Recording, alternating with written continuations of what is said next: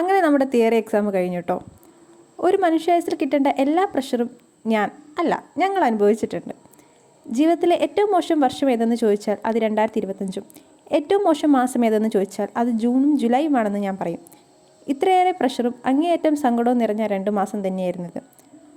കരയാത്തതായി ഒരു ദിവസം പോലും എൻ്റെ ഈ 2 മാസം ഉണ്ടായിട്ടില്ല.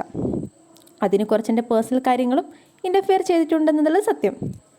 എനിവേ, ഞാനിവിടെ പറയാൻ പോകുന്നത് എന്തെന്ന് വെച്ചാൽ, കഴിഞ്ഞൊരു ദിവസം എൻ്റെ പരിചയക്കാരൻ പറയുകയുണ്ടായി, നിങ്ങൾ മെഡിക്കോസൊക്കെ വൻ ദുരന്തങ്ങളാണല്ലോ, വാ തുറന്നാൽ കഷ്ടപ്പാടും കരച്ചിലുമാണല്ലോ എന്നൊക്കെ. ആദ്യം എനിക്ക് അവനോട് ദേഷ്യം തോന്നി. പിന്നെ ഞാൻ വിചാരിച്ചു, എനിക്ക് എന്തിന് ഞാൻ ദേഷ്യപ്പെടണം അല്ലേ?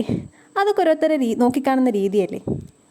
ഒരു മെഡിക്കൽ സ്റ്റുഡൻറ്റ്, അത് ഡോക്ടറായാലും പാരാമെഡിക്കൽ സ്റ്റുഡൻസ് ആയാലും നഴ്സിംഗ് വിദ്യാർത്ഥികളായാലും ഒക്കെ തന്നെ എത്ര ബുദ്ധിമുട്ടുന്നുണ്ടെന്ന് അവർക്ക് മാത്രമേ മനസ്സിലാവുള്ളൂ.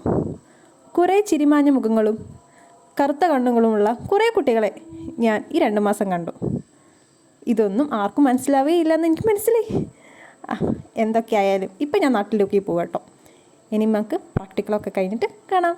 അതുവരെ ബൈ.